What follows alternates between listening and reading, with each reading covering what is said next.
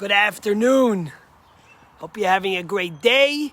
Chodesh Tov on the second day of Rosh Chodesh, the first day of the month of Iyar. You know, years ago, this group of college kids came to the Lubavitcher Rebbe of blessed memory. And they asked the Rebbe like this, Rebbe, could you perform miracles? Now, the Rebbe was a very humble person, but they were shocked by the answer.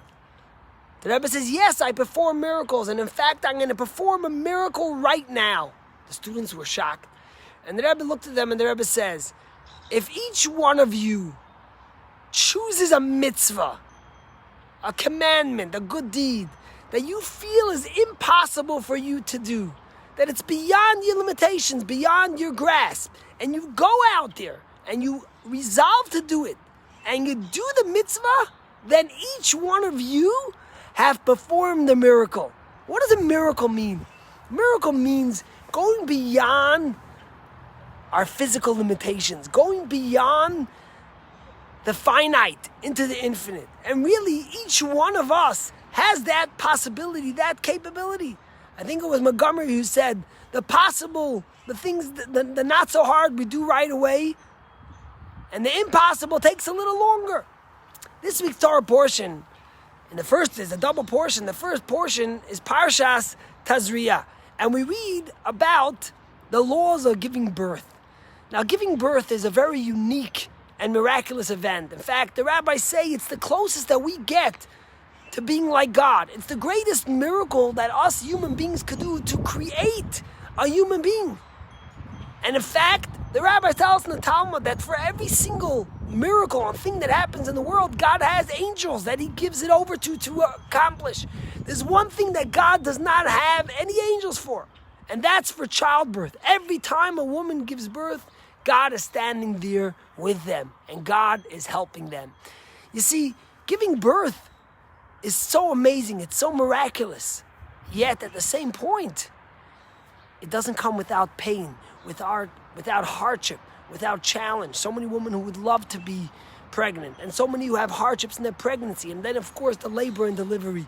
Because as we say in Pirkei Avot, lefum tzara agra, according to the effort, according to the pain, that's how great the reward is. Hazorim bedima berina yiksora, King David says, those who planned with tears reap with joy. The miracle, as the Rebbe said to them, is when we take that which we think is impossible, and we will ourselves, and we push ourselves to be able to accomplish it. I always say the story, we are blessed with 10 healthy, beautiful children, and my wife is a hero. She's given birth to all these 10 children. And I always say the joke about this guy who comes with his wife to the labor and delivery room, and his wife goes into labor and delivery, and he's in the hallway, he's pacing back and forth, and she's going through labor, and she's in pain, and she's screaming, and he's just pacing back and forth, he's schwitzing. Finally, after a few hours, the nurse comes to him and says, congratulations, you had a baby boy. And the nurse says to him, how did you do? And the guy wipes off his forehead, sweat is dripping, he says, I can't do this again. Women are miraculous in the sense that they are able to give birth to children, but it comes with effort, and so is everything in our life. And that's really the message of childbirth to us, is that we should make the effort to do the things that are within our potential, but we feel are out of our grasp. Yes, I'll take pain. Yes, I'll take effort. This week, 75 years or more since the state of Israel, they celebrate Independence Day. And Shlomo Goren, who was the first chief rabbi of Israel and is the famous one who had, when the Jews captured the Western Wall, the Wailing Wall, he was the one who got up there and blew the shofar and said the Shehecheyanu.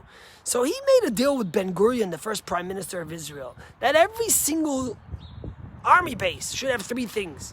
It should serve kosher, they shouldn't train on Shabbat, and they also should have a shul, no matter if it's a little trailer or something, but every single army base is a Jewish state, it's the Jewish people, kosher, no training on Shabbat, and a shul. Well, guess what? The Tzanchanim, the paratroopers, which is some of the hardest training to do, that's where all the pride is. You speak to paratroopers. I know I have a lot of cousins that are paratroopers, a lot of people in our community. Tremendous effort to become a paratrooper. The head of the paratroopers was Arik Sharon, who later became the prime minister.